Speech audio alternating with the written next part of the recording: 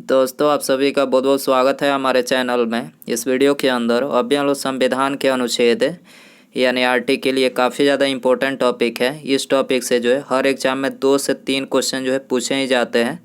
तो इससे रिलेटेड जो है इम्पोर्टेंट 40+ क्वेश्चन जो है इस वीडियो में देखने वाले हैं। तो दोस्तों, आप इस वीडियो को बहुत ध्यान से लास्ट तक देखिए। चैनल पर नया है तो चैनल को सब्सक्राइब कर बेल आइकन यानी जो घंटे का निशान है इसे ज़रूर से ऑन कर दें, ठीक है। और ये टोटल जो 40+ क्वेश्चन है, आप इनमें से कितने क्वेश्चन जो है सही कर पाते हैं, अपना स्कोर जो है कमेंट बॉक्स में ज़रूर बताएं। तो चलिए शुरू करते हैं। देखिए, यहाँ पर हमारा पहला क्वेश्चन दिया गया है, संविधान सभा द्वारा अंतिम रूप से पारित संविधान में कुल कितने अनुच्छेद तथा अनुसूचियाँ हैं। मतलब जिस टाइम पे संविधान बना था, मूल संविधान की इसमें बात की जा रही है। मतलब जिस टाइम पे अंतिम रूप से संविधान बनकर तैयार हुआ था, मतलब पारित हुआ था, तो उस टाइम पे कितने अनुच्छेद और अनुसूचियाँ थी। तो उस टाइम पर जो है 395 अनुच्छेद और 8 अनुसूचियाँ थी। आपको याद रखना है, 395 अनुच्छेद और 8 अनुसूचियाँ उस टाइम पे थी। सी आंसर हो जाएगा। क्वेश्चन नंबर 2 है, वर्तमान समय में भारतीय संविधान में गणना की दृष्टि से कुल कितने अनुच्छेद और अनुसूचियाँ हैं। तो अभी वर्तमान समय की बात की जा रही है, तो गणना की दृष्टि से कितने अनुच्छेद और अनुसूचियाँ हैं। तो 395 अनुच्छेद हैं, ठीक है। गणना की दृष्टि से 395 अनुच्छेद हैं और अनुसूचियाँ जो है 12 अनुसूचियाँ हैं। मूल संविधान में कितनी अनुसूचियाँ थी? 8 थी, लेकिन अभी वर्तमान में 12 अनुसूचियाँ हैं, ठीक है। आंसर हो जाएगा बी। क्वेश्चन नंबर 3 है, वर्तमान में भारतीय संविधान में धाराओं की कुल संख्या कितने हैं। धाराओं की कुल संख्या कितनी है। तो देखिए, धारा, आर्टिकल, अनुच्छेद ये सब एक ही है, तो इसमें आपको कंफ्यूज नहीं होना है। तो देखिए, अभी वर्तमान में धाराओं की जो कुल संख्या वो है 395। गणना की दृष्टि से 395 है और खंड वाइज देखा जाए सबको मिलाकर, जैसे क ख ग घ 1 2 3 ऐसे करके जो अनुच्छेद बाद में बने हैं, तो इन सबको मिलाकर देखा जाए तो 450 से भी ज़्यादा अनुच्छेद होंगे, ठीक है। खंड वाइज सबको मिलाकर देखा जाए अनुच्छेदों की संख्या तो 450 से भी ज़्यादा अनुच्छेद हैं अभी वर्तमान में, ठीक है। तो गणना की दृष्टि से पूछा जाए तो बी आंसर हो जाएगा। 395 अभी वर्तमान में अनुच्छेद हैं। क्वेश्चन नंबर 4 है, संविधान के किस अनुच्छेद में यह अंकित है कि इंडिया अर्थात भारत राज्यों का संघ होगा। तो ये कौन से अनुच्छेद में है। तो ये है अनुच्छेद 1 में, ठीक है। अनुच्छेद 1 में यह अंकित है कि इंडिया अर्थात भारत जो है ये राज्यों का एक संघ है, ठीक है। आंसर हो जाएगा ये। अनुच्छेद 2 की बात करें, ऑप्शन बी में जो अनुच्छेद 2 दिया गया है, तो इसमें जो है नए राज्यों का प्रवेश या स्थापना का प्रावधान है। अनुच्छेद 2 में जो है नए राज्यों का प्रवेश या स्थापना का प्रावधान है। अनुच्छेद 3 की बात करें तो इसमें नए राज्यों का निर्माण और वर्तमान राज्यों के क्षेत्रों, सीमाओं या नामों में परिवर्तन का प्रावधान दिया गया अनुच्छेद 3 में। और अनुच्छेद 4 की बात करें तो इसमें जो है पहली अनुसूची और चौथी अनुसूचियों के संशोधन तथा अनुपूरक और प्रामाणिक विषयों का उपबंध करने के लिए अनुच्छेद 2 और अनुच्छेद 3 के अधीन बनाई गई विधियों का जो है इसमें दिया गया है, ठीक है। तो आपको याद रखना है अनुच्छेद 2, 3 और 4 में क्या है। क्वेश्चन नंबर 5 है, संविधान के अनुच्छेद 1 में भारत को क्या कहा गया है। तो देखिए, ये तो हमने अभी बताया कि अनुच्छेद 1 में भारत को जो है ये राज्यों का संघ बोला गया है। क्या बोला गया है? राज्यों का संघ बोला गया है। डी आंसर हो जाएगा। क्वेश्चन नंबर 6 है, भारतीय संविधान के किन अनुच्छेदों में नागरिकता संबंधी प्रावधान है। नागरिकता संबंधी प्रावधान बताना है किस अनुच्छेद में है। तो यह है अनुच्छेद 5 से 11 तक में जो है ये नागरिकता संबंधी प्रावधान है। बी आंसर हो जाएगा। क्वेश्चन नंबर 7 है, निम्नलिखित में से किन अनुच्छेदों द्वारा भारतीय संविधान नागरिकों को मूल अधिकार निश्चितता प्रदान करता है। तो आपको बताना है कि मूल अधिकार जो है ये किन अनुच्छेदों के द्वारा जो है नागरिकों को भारतीय संविधान प्रदान करता है। तो मूल अधिकार कौन से अनुच्छेद में है। तो ये अनुच्छेद 12 से लेकर 35 तक में जो है इसका वर्णन किया गया है। तो ऑप्शन ए करेक्ट हो जाएगा। क्वेश्चन नंबर 8 है, नौकरियों तथा शैक्षणिक संस्थाओं में समाज के कमजोर वर्ग के लिए आरक्षण उपलब्ध कराने के लिए केंद्र सरकार को संविधान का कौन सा अनुच्छेद अधिकार प्रदान करता है। तो ये कौन सा अधिकार है, कौन सा अनुच्छेद है। तो ये है अनुच्छेद 16, ठीक है। नौकरियों तथा शैक्षणिक संस्थाओं में समाज के कमजोर वर्ग के लिए आरक्षण उपलब्ध कराने के लिए केंद्र सरकार को संविधान का कौन सा अनुच्छेद अधिकार प्रदान करता है। तो ये अनुच्छेद जो है 16 प्रदान करता है। बी आंसर हो जाएगा। क्वेश्चन नंबर 9 है, भारत के संविधान का निम्नलिखित में से कौन सा अनुच्छेद अस्पृश्यता का उन्मूलन करता है? अस्पृश्यता यानी छुआछूत का उन्मूलन करता है तथा किसी भी रूप में इसके आचरण का निषेध करता है। तो ये कौन सा अनुच्छेद है भारतीय संविधान का? तो ये है अनुच्छेद 17। ठीक है, अनुच्छेद 17 में जो है ये छुआछूत यानी अस्पृश्यता का उन्मूलन का प्रावधान दिया गया है। सी आंसर हो जाएगा। क्वेश्चन नंबर 10 है, भारतीय संविधान का कौन सा अनुच्छेद राष्ट्रपति के पद के लिए पुनर्निर्वाचन की योग्यताएं निर्धारित करता है? तो राष्ट्रपति के पद के लिए पुनर्निर्वाचन की योग्यताएं कौन सा अनुच्छेद निर्धारित करता है? तो ये अनुच्छेद 57 निर्धारित करता है। याद रखना है, डी आंसर हो जाएगा। क्वेश्चन नंबर 11 है, भारतीय संविधान के किस अनुच्छेद के अंतर्गत भाषण एवं अभिव्यक्ति की स्वतंत्रता के अधिकार की गारंटी दी गई है? तो ये अनुच्छेद 19 के अंतर्गत है। ठीक है, अनुच्छेद 19 के अंतर्गत जो है भाषण एवं अभिव्यक्ति की स्वतंत्रता के अधिकार की गारंटी दी गई है। ऑप्शन ए करेक्ट हो जाएगा। क्वेश्चन नंबर 2 है, भारतीय संविधान के किस अनुच्छेद में प्रेस की स्वतंत्रता दी गई है? तो प्रेस की स्वतंत्रता कौन से अनुच्छेद में दी गई है? अनुच्छेद 19(1) में। अनुच्छेद 19(1) में जो है ये प्रेस की स्वतंत्रता दी गई है। डी आंसर हो जाएगा। क्वेश्चन नंबर 13 है, मौलिक अधिकार के अंतर्गत कौन सा अनुच्छेद बच्चों के शोषण से संबंधित है? तो करेक्ट आंसर डी हो जाएगा, अनुच्छेद 24। मौलिक अधिकार के अंतर्गत बच्चों के शोषण से संबंधित कौन सा अनुच्छेद है? अनुच्छेद 24 है। डी आंसर हो जाएगा। क्वेश्चन नंबर 14 है, भारतीय संविधान के किस अनुच्छेद में अल्पसंख्यकों के हितों के संरक्षण की व्यवस्था है? भारतीय संविधान के किस अनुच्छेद में अल्पसंख्यकों के हितों के संरक्षण की व्यवस्था है? तो यह है अनुच्छेद 29 में। बी आंसर हो जाएगा। दोस्तों, यदि आपको वीडियो पसंद आ रहा है तो प्लीज़ वीडियो को लाइक करें, अपने दोस्तों में शेयर करें और चैनल पर नए हैं तो चैनल को सब्सक्राइब करके बेल आइकन घंटी का निशान है उसे प्रेस कर दें, ताकि जब भी मैं कोई न्यू वीडियो अपलोड करूं उसका नोटिफिकेशन जो है आपको समय से मतलब टाइम टू टाइम मिल सके। तो सब्सक्राइब करने के बाद बेल आइकन ऑन रखें। अगला क्वेश्चन है, क्वेश्चन नंबर 15, कौन से अनुच्छेद के अंतर्गत भारत का सर्वोच्च न्यायालय नागरिकों के मौलिक अधिकारों की रक्षा करता है? तो करेक्ट आंसर डी हो जाएगा। अनुच्छेद 32 के अंतर्गत जो है भारत का सर्वोच्च न्यायालय जो है नागरिकों के मौलिक अधिकारों की रक्षा करता है। क्वेश्चन नंबर 16 है, भारतीय संविधान के किन अनुच्छेदों में राज्य के नीति निर्देशक तत्वों का उल्लेख है? राज्य के नीति निर्देशक तत्वों की बात करें तो ये कौन से अनुच्छेद में है? अनुच्छेद 36 से 51 में। याद रखना है, राज्य के नीति निर्देशक तत्व अनुच्छेद 36 से 51 तक में वर्णित है। सी आंसर हो जाएगा। क्वेश्चन नंबर 17 है, भारतीय संविधान के अंतर्गत कल्याणकारी राज्य की अवधारणा निम्नलिखित में से किस अनुच्छेद में वर्णित है? तो करेक्ट आंसर बी हो जाएगा, अनुच्छेद 39 में। ठीक है, संविधान के अंतर्गत कल्याणकारी राज्य की अवधारणा किस अनुच्छेद में वर्णित है? तो ये अनुच्छेद 39 में वर्णित है। क्वेश्चन नंबर 18 है, संविधान का कौन सा अनुच्छेद राज्य सरकारों को ग्राम पंचायत के गठन का निर्देश देता है? तो कौन सा अनुच्छेद राज्य सरकारों को ग्राम पंचायत के गठन का निर्देश देता है? तो यह है अनुच्छेद 40। याद रखना है, डी आंसर हो जाएगा। क्वेश्चन नंबर 19 है, 42वें संविधान संशोधन द्वारा संविधान के किस अनुच्छेद में मौलिक कर्तव्य को जोड़ा गया है?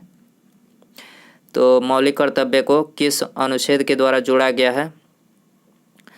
तो ये जोड़ा गया है अनुच्छेद 51(1) के अंतर्गत। ठीक है, 42वें संशोधन द्वारा संविधान के अनुच्छेद 51(a) में जो है मौलिक कर्तव्य को जोड़ा गया है। बी आंसर हो जाएगा। क्वेश्चन नंबर 20 है, भारतीय संविधान के किस अनुच्छेद में मौलिक कर्तव्यों की चर्चा की गई है? किस अनुच्छेद में की गई है? अनुच्छेद 51(a) में। अभी हमने बताया अनुच्छेद 51(a) में मौलिक कर्तव्यों की चर्चा की गई है। बी आंसर हो जाएगा। संघ की कार्यपालिका शक्ति राष्ट्रपति में निहित होगी, जिनका प्रयोग वह स्वयं या अपने अधीनस्थ अधिकारियों द्वारा करेगा। तो ये किस अनुच्छेद में है?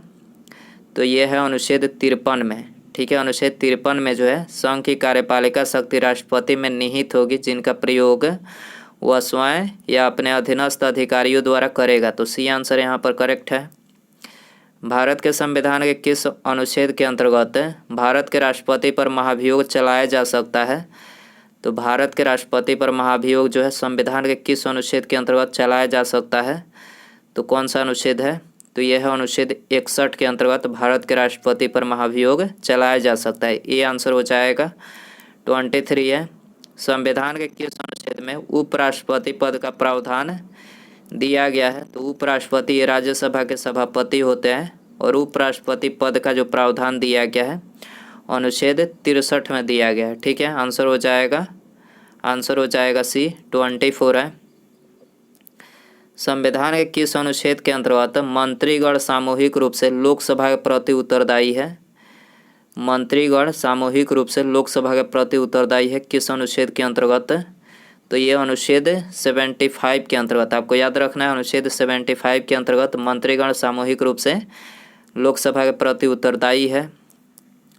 संविधान का कौन सा अनुच्छेद है मंत्रिपरिषद के गठन के बारे में आधारभूत नियम निर्धारित करता है? तो करेक्ट आंसर सी हो जाएगा अनुच्छेद 75। ठीक है, अनुच्छेद 75 जो है मंत्रिपरिषद के गठन के बारे में आधारभूत नियम जो है निर्धारित करता है। क्वेश्चन नंबर 26 है। भारत के महान्यायवादी की नियुक्ति से संबंधित अनुच्छेद कौन सा है? भारत के महान्यायवादी की नियुक्ति से संबंधित अनुच्छेद कौन सा है? तो यह है अनुच्छेद 76। ठीक है, आंसर हो जाएगा सी। क्वेश्चन नंबर 27 है। कौन सा अनुच्छेद संसद के दो अधिवेशनों के बीच कौन सा अनुच्छेद संसद के दो अधिवेशनों के बीच 6 माह के अंतराल की अनिवार्यता का उल्लेख करता है? तो करेक्ट आंसर डी हो जाएगा अनुच्छेद 85। ठीक है, अनुच्छेद 85 जो है ये संसद के दो अधिवेशनों के बीच 6 माह के अंतराल की अनिवार्यता का उल्लेख करता है। क्वेश्चन नंबर 28 है। राष्ट्रपति संविधान के किस अनुच्छेद के अंतर्गत लोकसभा को भंग कर सकता है? Very important question. राष्ट्रपति जो है संविधान के किस अनुच्छेद के अंतर्गत लोकसभा को भंग कर सकते हैं? आप सभी को पता ही है कि लोकसभा जो है ये एक अस्थायी सदन होता है और इसे भंग किया जा सकता है, और राज्यसभा जो अस्थायी सदन होता है इसे भंग नहीं किया जा सकता है। तो लोकसभा को राष्ट्रपति किस अनुच्छेद के अंतर्गत भंग कर सकते हैं? तो अनुच्छेद 85 के अंतर्गत, याद रखना है, ये आंसर हो जाएगा। संविधान के किस अनुच्छेद द्वारा संसद की संयुक्त बैठक का प्रावधान किया गया है? संसद की संयुक्त बैठक का प्रावधान किया गया है किस अनुच्छेद के अंतर्गत? तो ये अनुच्छेद 108 के अंतर्गत किया गया है। बी आंसर हो जाएगा। क्वेश्चन नंबर 30 है। लोकसभा और राज्यसभा के संयुक्त अधिवेशन के विषय में प्रावधान संविधान के किस अनुच्छेद में किया गया है? लोकसभा एवं राज्यसभा के संयुक्त अधिवेशन के विषय में प्रावधान संविधान के किस अनुच्छेद में किया गया है?